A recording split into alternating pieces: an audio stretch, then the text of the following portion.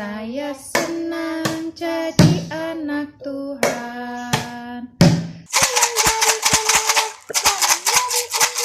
Cintaku semakin mendalam. Happy ya ya ya, happy ye. Saya senang jadi anak Tuhan. Siang jadi kenangan, malam jadi impian. Cintaku semakin mendalam. Tetapi anak Tuhan selalu bergembira. Pujilah, haleluya. Haleluya, haleluya, haleluya, haleluya. Puji Tuhan. Yesus kekasih jiwaku, sungguh ku percaya padamu. Karena kasih-Mu padaku, Kau tebus dosaku. Aku diangkat jadi anaknya, aku disayang Tuhan. Allahku besar, kuat dan perkasa, tiada yang mustahil baginya. Oh oh. Ya Aba, Bapa, ini aku anakmu, pakailah sesuai dengan rencanamu. Tuakan Yesus yang mengasihi makin 5.000 orang Islam ganjang.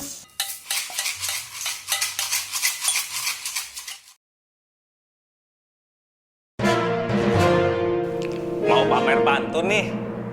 Ibu-ibu suka barang mewah. Kalau tidak dituruti, sukanya marah-marah.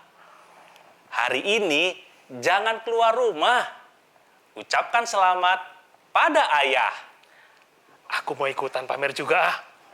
Jalan-jalan ke tengah sawah, terinjak kaca yang sudah pecah. Ibadah ini terasa indah karena spesial Hari Ayah. Kak Yos, Kak Wawan. Mereka ngapain aja sih? Buang-buang waktu aja ini. Iya, padahal sudah mau mulai nih. Kak Yos, kawan. Ayo. Udah mau mulai.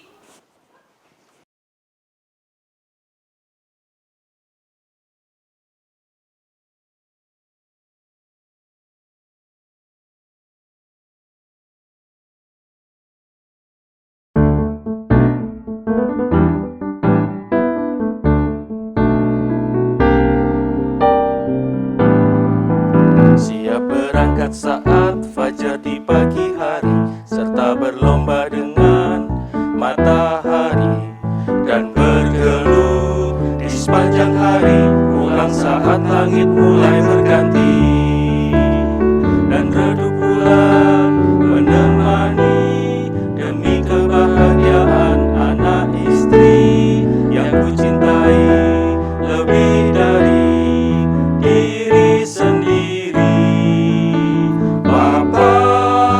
Gampang menyerah, pada Tuhan tempatku berserah. Bapa, tak mudah putus asa, ada Tuhan yang selalu menjaga. Bapa tidak berhenti begitu saja, karena Tuhan yang membuatku sekuat baja.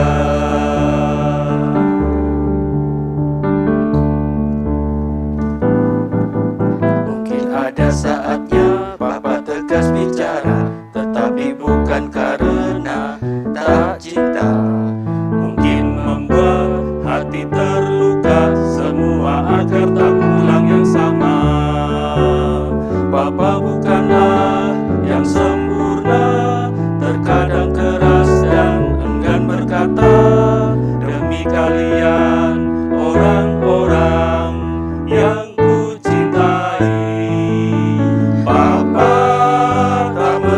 lelah, ada Tuhan tempatku berserah. Papa tak mudah putus asa, ada Tuhan yang selalu menjaga. Papa berusaha untuk tidak mengeluh, karena hanya Tuhan tempatku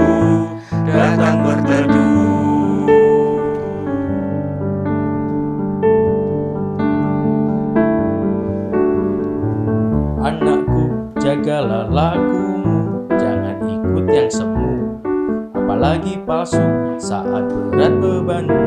Bagilah Yesus Tuhanmu, tak selamanya ku bersamamu. Bapa di surga takkan tinggalkanmu. Bapa tak merasa lelah, ada Tuhan tempatku berserah. Bapa tak mudah putus asa, ada Tuhan yang selalu menjaga. Bapa berusaha untuk tidak mengeluh, karena hanya Tuhan tempatku datang berteduh. Karena hanya Tuhan tempatku datang berteduh.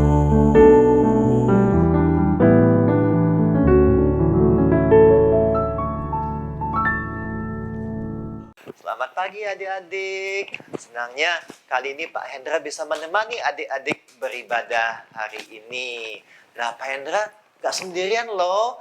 Pak Hendra ditemani oleh Pang-Pang dan Aina. Pang-Pang, Aina, yuk kita beribadah. Mana nih? Belum terdengar suara mereka. Pang-Pang, Aina, ayo kita beribadah tepat waktu ya. Iya Pak, aku sudah siap. Oh ya. Halo teman-teman. Aina, ya. Iya Pak, aku sudah siap. Halo teman-teman, selamat pagi. Ya, terima kasih teman-teman udah menunggu. Yuk kita memulai ibadah kita. Kita berdoa dulu ya. Kita berdoa. Tuhan Yesus, terima kasih. Pagi ini kami semua boleh kembali beribadah kepada Tuhan. Terima kasih untuk istirahat yang nyenyak Tuhan berikan. Terima kasih kami bisa bangun pagi ini. Terima kasih untuk hari yang cerah Tuhan berikan. Terima kasih kami kembali datang untuk beribadah kepada Tuhan. Pimpinlah dan sertailah ibadah kami dari awal, pertengahan hingga akhir. Dalam nama Tuhan Yesus kami berdoa. Amin. Pak, ayo kita nyanyi lagu hukum pertama. Emang apa isinya, Teh? Hormati orang tuamu. Salah, bukan hukum pertama, tapi hukum kelima, Teh. Oh, gitu. Ayo supaya kita tidak lupa lagi, teman-teman, dan kita nyanyi hukum kelima.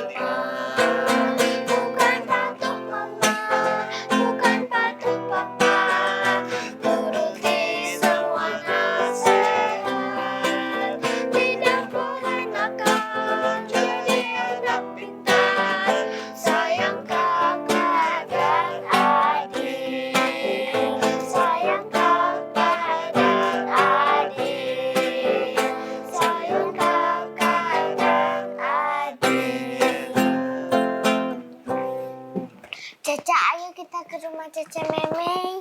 Iya, ayo kita dengarkan firman Tuhan bersama Cece Meme. Kalau kita nggak ngerti, nanti tinggal tanya sama Cece Meme. Ayo. Alkitabnya jangan ketinggalan ya. Jadi papa ditinggal sendiri ya? Cuma sebentar kok, Oh Pak. ya, oke deh, sip. Ya sayang dulu. Pintar. Bye-bye. Bye-bye. Halo, Cece Meme. Halo. Ada apa kok kesini? Bukannya harusnya ibadah?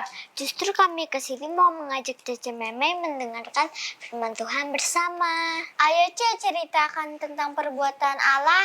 Iya, ayo, Ce. Oke deh, dengerin baik-baik ya. Teman-teman di rumah nyanyikan juga bersama-sama. Aku boleh ikut nyanyi. Boleh dong. Aku juga boleh ikut nyanyi. Tentu saja boleh.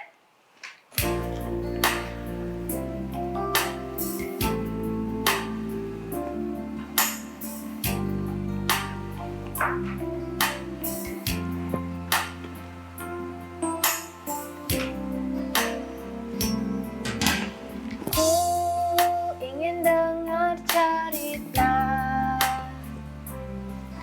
tentang perbuatan Allah. Biarlah cerita ini tetap tinggal dalam hatiku sampai selama-lamanya.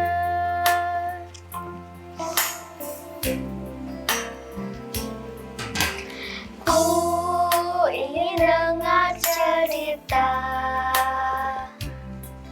tentang perbuatan Allah.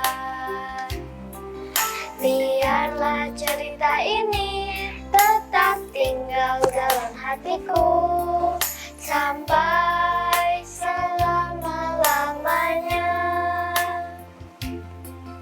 Biarlah cerita ini tetap tinggal dalam hatiku sampai selama-lamanya. Sampai selama-lamanya.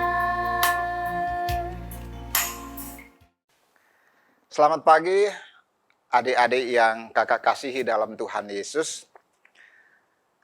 Kita bersyukur oleh karena pagi ini kita diberikan kesempatan untuk belajar firman Tuhan. Pagi ini kakak diberikan kesempatan untuk menyampaikan firman Tuhan hari ini di sekolah minggu pagi ini. Kakak perlu kenalkan diri, nama kakak adalah Ayub. Bukan Ayub dalam Alkitab, tapi Ayub yang sekarang. Anak kakak adalah Abigail dan kakak adalah suami dari kakak Elvi.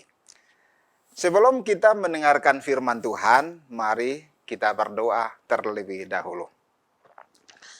Bapa di surga, kami memuji Engkau oleh karena pagi ini kami diberikan kesempatan untuk mendengarkan firman Tuhan. Kami tahu bahwa firman Tuhan adalah jawaban atas pergumulan kehidupan kami. Karena itu kami berdoa, Tuhan memimpin kami supaya firman Tuhan beroleh tempat dalam hati kami. Dan kami juga siap untuk melakukan firman-Mu. Kami berdoa menyerahkan hidup kami, di dalam nama Tuhan Yesus kami berdoa. Amin. Adik-adik yang kakak kasihi dalam Tuhan, pernahkah kalian berdoa untuk sesuatu? Pada waktu kalian berdoa dan Tuhan menjawab, doa itu pasti senang. Oleh karena Tuhan menjawab. Namun, pada waktu kita berdoa, kemungkinan jawaban doa itu ada 3. Yang pertama, ya untuk jawaban doa kita. Yang kedua, tunggu. Artinya tunggu waktu Tuhan. Dan yang ketiga, tidak untuk jawaban, untuk doa kita. Dan itu semua jawaban. Nah, hari ini kita akan belajar firman Tuhan dari seorang tokoh yang waktu dia sakit, dia berdoa kepada Tuhan. Dan tidak hanya Tuhan menyembuhkan dia dari sakitnya, tetapi Tuhan memberi umur panjang 15 tahun. 15 itu 10, lalu tambah 5 lagi. Jadi berarti 15 tahun. Siapakah dia? Tokoh itu bernama Hizkia. Adik-adik yang kakak kasihi dalam Tuhan, ketika kita membaca Hizkia, Hizkia adalah salah satu raja yang menjadi raja untuk bangsa Israel atau kerajaan Israel. Pada waktu Hizkia menjadi raja, dia tidak menjadi raja untuk situasi bangsa Israel yang aman. Justru situasi bangsa Israel, mereka sedang terpuruk dalam hal iman mereka atau kerohanian mereka. Dikatakan dalam 2 Raja-Raja pasal 17 ayat yang terakhir, bahwa bangsa itu selain mereka berbakti kepada Tuhan, tetapi juga mereka berbakti kepada Allah lain yang disembah oleh bangsa-bangsa lain. Jadi semacam mereka berdiri di 2 sisi. Satu kaki ikut Tuhan, kemudian kaki yang satu ikut menyembah Allah lain. Dan Hizkia menjadi raja di situasi yang tidak mudah itu.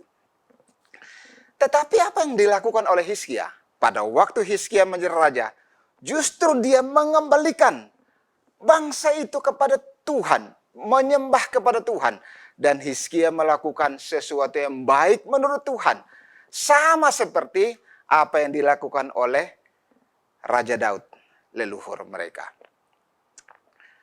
Walaupun Hizkia setia beribadah melayani Tuhan dengan sangat luar biasa. Namun Hizkia juga tidak luput dari tantangan, persoalan yang dihadapi oleh Hizkia atau bangsa Israel waktu itu. Adalah seorang raja dari Asyur. Ketika dia sudah mengalahkan banyak raja di sekitarnya, dan sekarang dia datang berhadapan dengan Hizkia dengan bermaksud untuk menghancurkan kerajaan di bawah pimpinan Hizkia. Dia datang ke luar kota Yerusalem, kemudian dia bersuara dan mengolok-olokkan Hizkia dengan berkata, Hizkia, engkau tidak akan aman walaupun engkau mempercayai Allah yang hidup. Tetapi Allah yang hidup itu tidak akan menyelamatkan engkau dari tangan Asyur. Raja Asyur itu juga mengirim utusan membawa surat pesan dengan yang isinya adalah ejekan, olokan, hinaan tidak hanya kepada Hizkia tetapi juga kepada Allah yang hidup. Ketika Hizkia menerima surat itu yang ditulis oleh Raja Asyur, Hizkia tidak mencari teman atau mencari raja yang lain supaya mereka menjadi berkoalisi untuk mendukung Hizkia melawan Raja Asyur. Tetapi Hizkia melakukan sesuatu yang sangat baik. Kita baca di dalam 2 Raja-Raja pasal yang 19 ayat yang ke-14 mulai dikatakan begini. Hizkia menerima surat itu dari tangan para utusan, lalu membacanya, kemudian pergilah ia ke rumah Tuhan dan membentengkan surat itu di hadapan Tuhan. Hizkia berdoa di hadapan Tuhan dengan berkata, Ya Tuhan Allah Israel yang bertakhta di atas kerup-kerup bumi, hanya Engkau sendirilah Allah segala kerajaan di bumi. Engkaulah yang menjadikan langit dan bumi. Sendengkanlah telingamu ya Tuhan dan dengarlah. Bukalah matamu ya Tuhan dan lihatlah. Dengarlah perkataan Sanhedrin yang telah dikirimnya untuk mengaibkan Allah yang hidup. Ayat yang ke-17. Ya Tuhan, memang Raja Asyur itu telah memusnahkan bangsa-bangsa di negeri mereka dan menaruh para Allah mereka di dalam api. Sebab mereka bukanlah Allah, hanya buatan tangan manusia, kayu dan batu. Sebab itu dapat dibinasakan. Maka sekarang ya Tuhan, Allah kami, selamatkanlah kiranya kami dari tangannya, supaya segala kerajaan di bumi mengetahui bahwa hanya Engkau sendirilah Allah, ya Tuhan. Adik-adik yang kakak kasihi dalam Tuhan,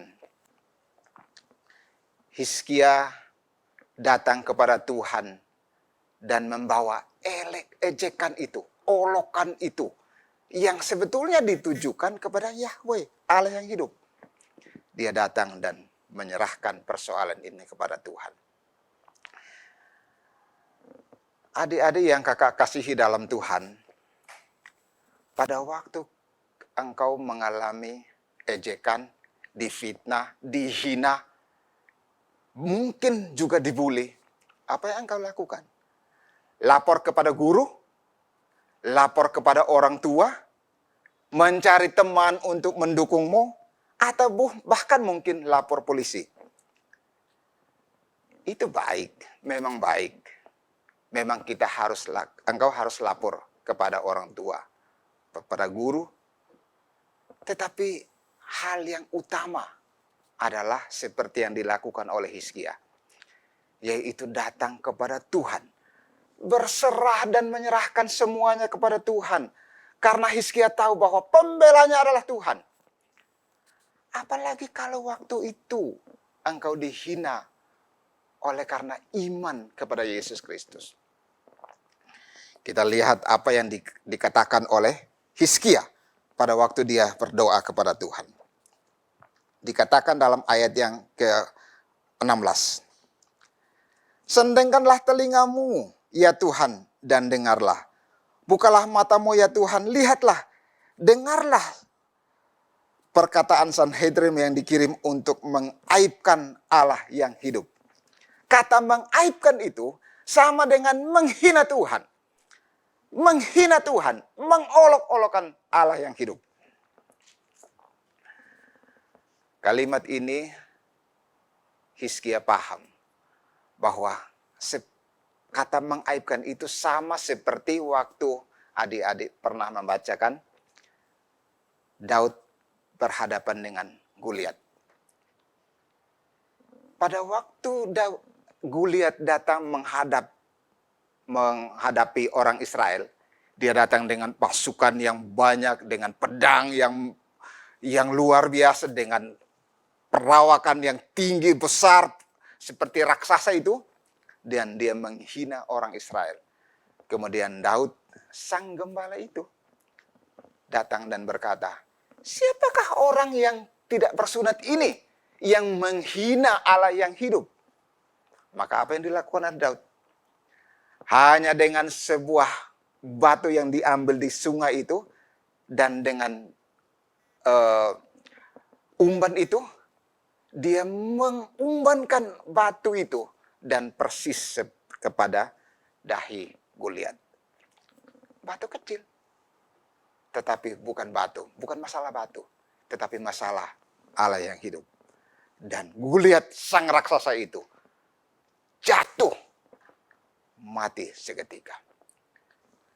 Ketika Hizkia datang dan berdoa, dia tidak hanya mengatakan bahwa Allah yang dihina oleh Sanhedrin itu, tetapi dia juga berkata, Allah yang dimusnahkan oleh Raja Asyur itu dari bangsa-bangsa lain itu, mereka itu adalah Allah yang dibuat oleh tangan manusia.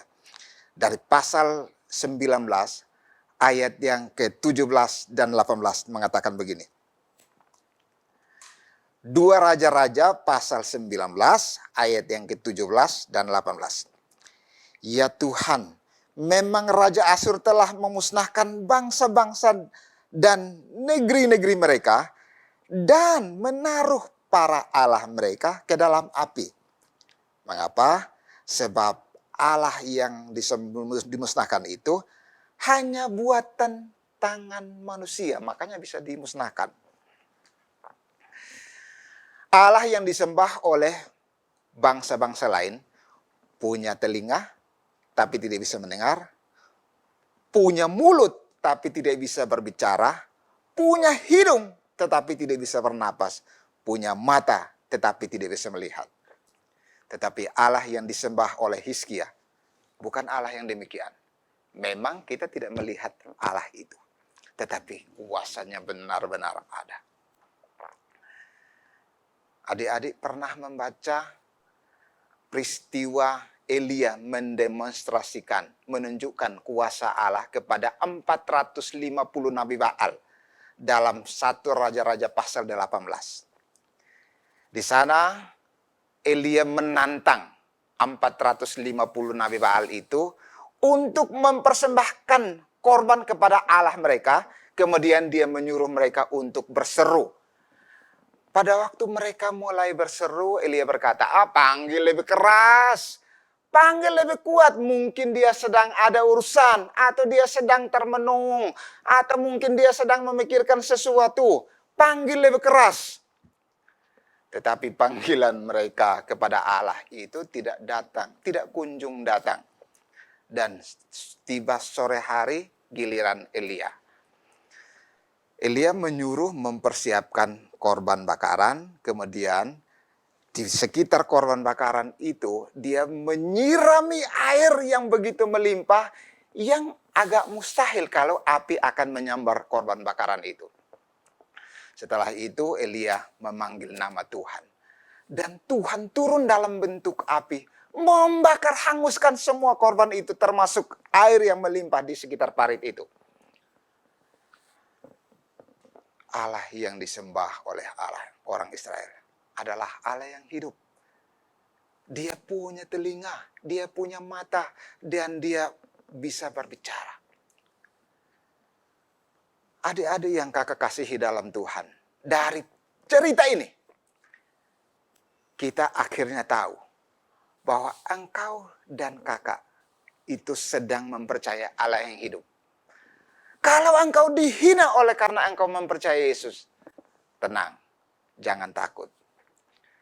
Sebab kita mempercayai Tuhan Yesus yang hidup. Dia telah datang ke dalam dunia, mati di kayu salib, menunjukkan kehidupan yang kekal kepada kita. Dan dia pergi memberikan Roh Kudus, dan Roh Kudus diam dalam hati kita. Kalau engkau punya persoalan, datanglah kepada Tuhan dan berdoalah kepadanya. Karena dia akan bertindak. Nah, pada waktu Hizkia datang dan berdoa kepada Tuhan, apa yang terjadi? Pada malam itu juga, malaikat Tuhan datang ke perkemahan tentara Raja Asyur itu. Di sanalah malaikat itu membunuh 185.000 tentara orang Asyur itu. Keesokan harinya, Raja Asyur itu tadinya mungkin datang dan membusungkan darah di depan tembok orang Israel. Tetapi sekarang pulang dengan mungkin akan begini. Tertatih-tatih karena pasukannya sudah dibunuh oleh malaikat Tuhan. Dan dia balik pergi tinggal di Nineveh. Tapi balasan Tuhan tidak sampai di situ. Pada waktu dia mempersembahkan korban, melakukan ritual ibadah kepada Tuhannya, Allahnya, justru disitulah dia dibunuh oleh anak-anaknya sendiri. Saya tidak berkata bahwa apa yang dilakukan oleh anak-anaknya dapat dibenarkan. Bukan. Tetapi saya mau berkata bahwa mereka yang menghina Allah yang hidup, balasan Tuhan pasti tuntas. Oleh karena itu, ketika kita punya persoalan, adik-adik punya persoalan, kakak punya persoalan, ingat bahwa Tuhan kita adalah Tuhan yang hidup. Dia akan bertindak, dia tidak akan tinggal diam. Apalagi engkau dihina oleh karena engkau mengikut Tuhan. Tuhan Yesus berjanji bahwa dia menyertai engkau sampai pada akhir zaman. Maka dari cerita ini, kita dapat mengambil satu penerapan bagi kehidupan kita. Apa yang harus kita lakukan dari cerita ini? Ternyata Tuhan memakai peristiwa ini untuk menggenapkan rencananya melalui kehidupan Hizkia. Melalui tantangan yang dihadapi oleh Hizkia, maka Hizkia berdoa kepada Tuhan dan Tuhan menjawab doa itu. Maka nama Tuhan dimuliakan. Kalau kita punya persoalan, berarti ada maksud Tuhan, yaitu melalui persoalan itu, nama Tuhan dimuliakan. Adik-adik mungkin pernah membaca dalam Yohanes pasal 11, cerita tentang Lazarus yang dibangkitkan oleh Tuhan Yesus. Ketika berita datang kepada Tuhan Yesus mengatakan bahwa Lazarus yang dia kasihi itu sakit dan hampir mati. Yesus berkata apa? Di dalam Yohanes pasal 11 ayat yang ke-4 dikatakan,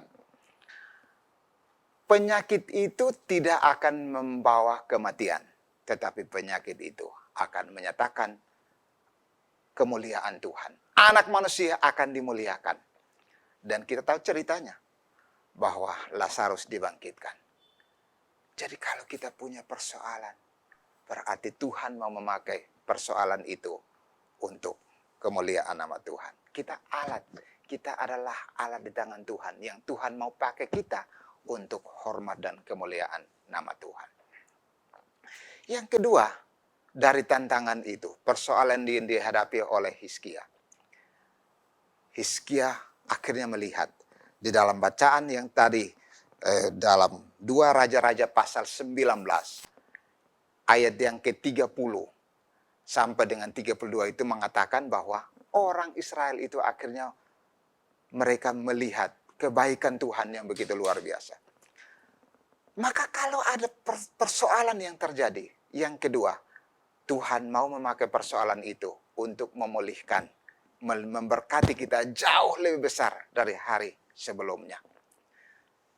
Adik-adik pernah ingat kan bacaan atau cerita tentang Ayub? Bukan Ayub yang ini, Ayub dalam Alkitab. Ayub itu orang yang setia beribadah kepada Tuhan. Tetapi hanya dalam waktu 1 hari, semua apa yang dimiliki oleh Ayub habis. Anak-anaknya, semua hartanya habis lenyap. Bahkan Ayub sendiri mengalami penyakit yang tidak wajar. Tubuhnya penuh dengan borok. Tetapi dalam kesemuanya itu, Ayub tidak berbuat dosa. Maka di dalam pasal 42, ayat yang ke-5, Ayub berkata, dulu dari kata orang aku mengenal engkau. Tetapi sekarang mataku sendiri melihat dan mengenal engkau. Bahwa engkau Allah yang hidup. Dan Tuhan memulihkan keadaan Ayub waktu itu. Hartanya begitu melimpah. Anak-anaknya tercantik di negeri itu. Dari mana? Dari keadaan kesulitan yang dihadapi oleh Ayub itu. Maka kalau adik-adik mengalami persoalan, datanglah kepada Tuhan. Berserulah kepadanya. Pemazmur berkata dalam Mazmur pasal 37 ayat yang ke-5 berkata, serahkanlah hidupmu kepada Tuhan dan percayalah kepadanya, maka dia akan bertindak. Yesus berkata dalam Matius pasal 11 ayat yang ke-28, marilah kepadaku semua yang letih, lesu, dan berbeban berat. Aku akan memberikan kelegaan bagimu. Apa yang menjadi persoalanmu hari ini? Datanglah kepada Tuhan. Serahkanlah hidupmu kepada Tuhan. Dan berdoalah kepada Tuhan untuk orang tuamu, untuk usaha orang tuamu, ayahmu, papa, mamamu, dan keluargamu. Karena kita punya Tuhan yang hidup, Dia pasti mendengar doamu. Adik-adik yang kakak kasihi dalam Tuhan Yesus, kita mau menghafal satu ayat dari Mazmur 37 ayat yang ke-5. Bunyinya demikian. Serahkanlah hidupmu kepada Tuhan dan percayalah kepadanya, dan Dia akan bertindak. Satu kali lagi. Serahkanlah hidupmu kepada Tuhan dan percayalah kepadanya, dan Dia akan bertindak. Selamat menghafal. Tuhan Yesus memberkati ya. Nah, Sebelum kakak tutup, kita mau berdoa ya. Kebetulan hari ini adalah hari ayah.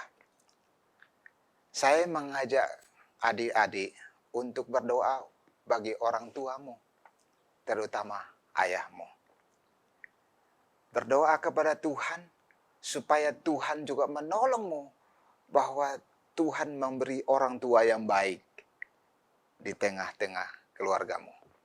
Tetapi juga berdoa kepada Tuhan, supaya mereka juga menyerahkan hidup, mempercaya Allah yang hidup. Kita bersama-sama bergandengan tangan untuk berserah kepada Tuhan. Karena Allah yang kita percaya adalah Allah yang hidup. Mari kita berdoa. Bapa di surga, kami berterima kasih oleh karena hari ini kami sudah belajar firman-Mu. Kami percaya bahwa kami mempercayai Allah yang hidup. Engkau tangan Tuhan yang menuntun kehidupan kami. Saya berdoa untuk semua adik-adik yang menonton di rumah, mengikuti ibadah sekolah minggu hari ini. Apa yang mereka doakan, kiranya Tuhan mendengar dan menjawab mereka. Berkati iman mereka, berkati hidup mereka, supaya bertumbuh di hadapan Tuhan.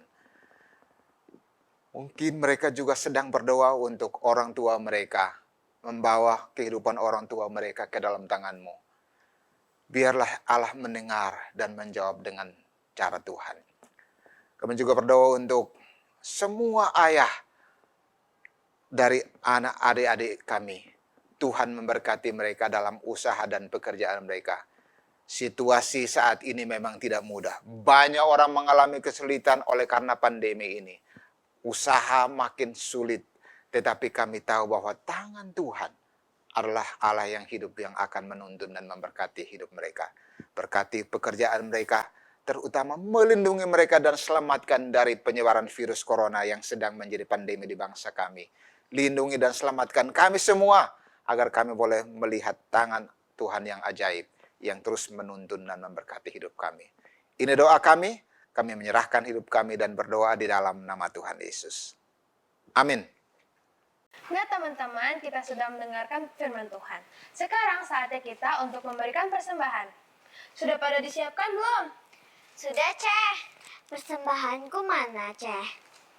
Oh, ini untuk menyayangi Cece sayang yang sama kamu. Makasih, Ceh. Aku sayang padamu. Senangnya lihat kalian berdua kompak. Nah, sekarang kita mau memberikan persembahan sambil menyanyikan lagu Ku Mau Memberi. Musik.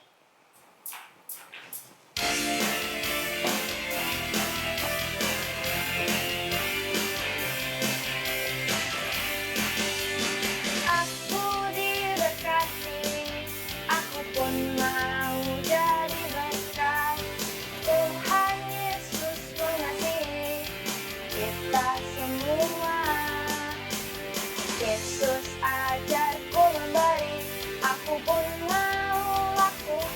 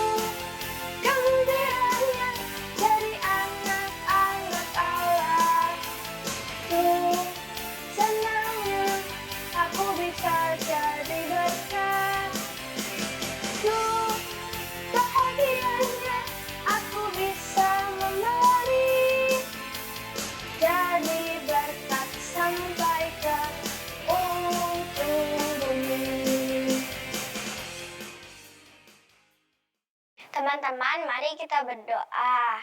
Tuhan Yesus, terima kasih kita sudah boleh memberikan persembahan. Kiranya persembahan ini bisa menjadi berkat buat orang. Dan Mama Tuhan Yesus, amin. Adik-adik, mari kita mengerjakan aktivitas kita. Selamat mengerjakan. Tuhan berkati. Bahan yang kita gunakan adalah 3 lembar kertas berbeda warna dengan ukuran 6 x 6 cm, 10 x 20 cm, dan 15 x 15 cm. Warna yang adik-adik gunakan tidak harus sesuai dengan warna yang Kak Nana sediakan ya, asal terlihat cantik apabila dipadukan. Ambil terlebih dahulu kertas berukuran 15 x 15 cm. Lipat menjadi 2 bagian dengan ukuran yang sama besar.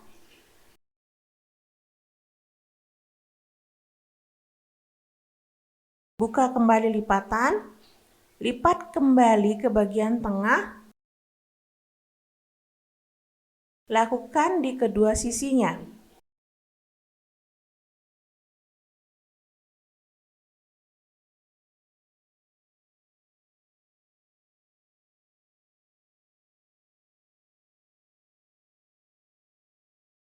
Lipat kembali kertas menjadi 2 bagian.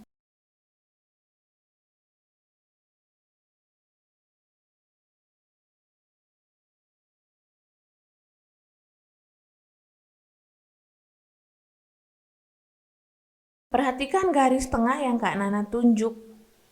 Jadikan ini sebagai batas akhir lipatan segitiga, seperti pada contoh.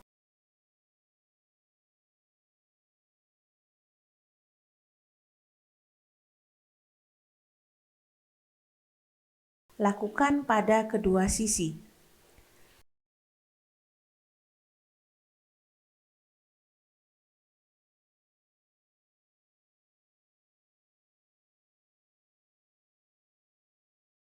Putar bagian yang terbuka sehingga menghadap adik-adik. Lipat bagian bawah ke atas dengan menyisakan 1-2 cm.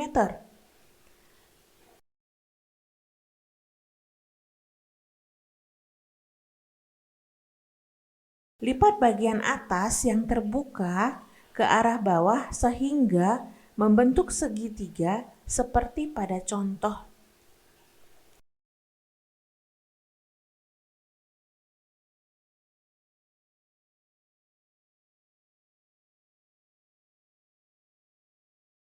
Lakukan di sisi yang lain.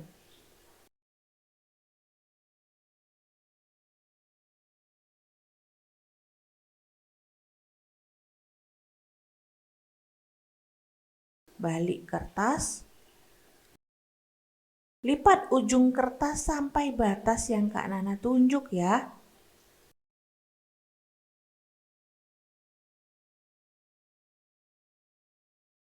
Lakukan juga di sisi yang lain.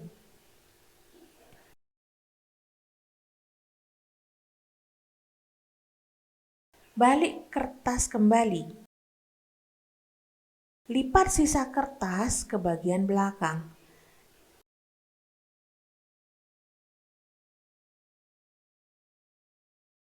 Jika lipatan adik-adik sudah benar, maka akan membentuk kemeja seperti ini. Selanjutnya, ambil kertas berukuran 6 x 6 cm. Lipat sehingga membentuk segitiga seperti pada contoh. Buka kembali lipatan dan jadikan garis tengah sebagai panduan. Ambil ujung kertas, lalu lipat ke tengah, lakukan pada kedua sisinya sehingga membentuk kerucut. Balik kertas, ambil ujung kertas bagian atas sampai batas yang Kak Nana berikan. Lipat ujung segitiga ke atas dan sisakan kira-kira 1,5 cm. Balik kembali kertasnya, lipat sisi kanan dan kiri ke batas lipatan tengah. Lipat sisa ujung segitiga ke bagian dalam. Jika lipatan adik-adik sudah benar, akan membentuk dasi seperti ini. Ambil kertas berukuran 10 kali 20 cm. Lipat kertas menjadi 2 bagian pada sisi yang panjang. Buka kembali lipatan kertas, lalu lipat kedua sisinya ke bagian tengah.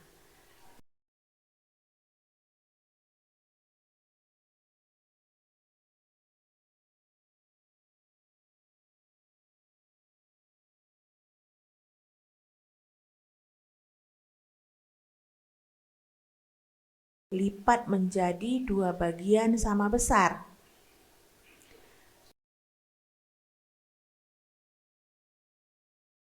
Perhatikan bagian yang Kak Nana tunjuk di bagian yang tertutup. Lipat ujung ke tengah sehingga membentuk segitiga. Lakukan di ujung yang lain.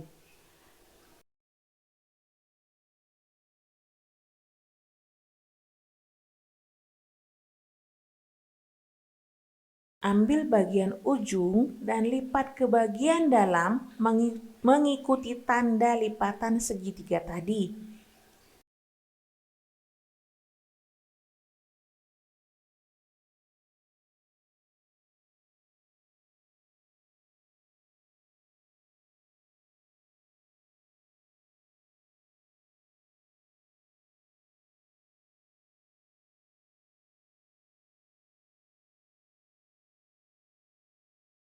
Jika sudah benar, hasilnya akan seperti ini ya.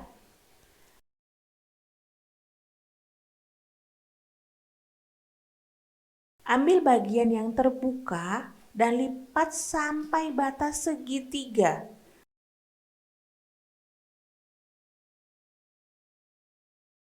Lakukan pada sisi yang lain.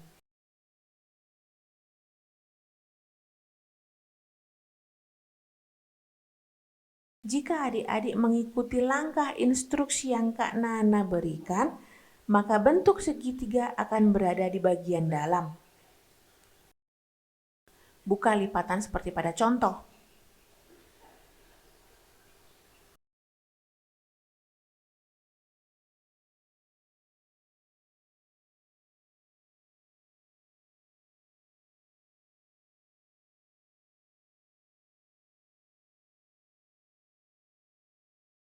Kita sudah memiliki 3 bentuk lipatan ya, ada kemeja, dasi, dan celana.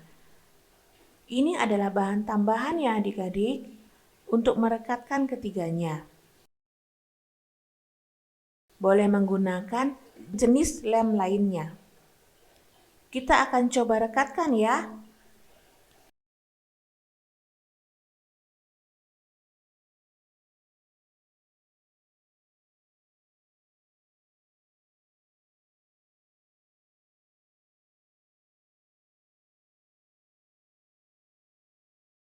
Inilah hasilnya.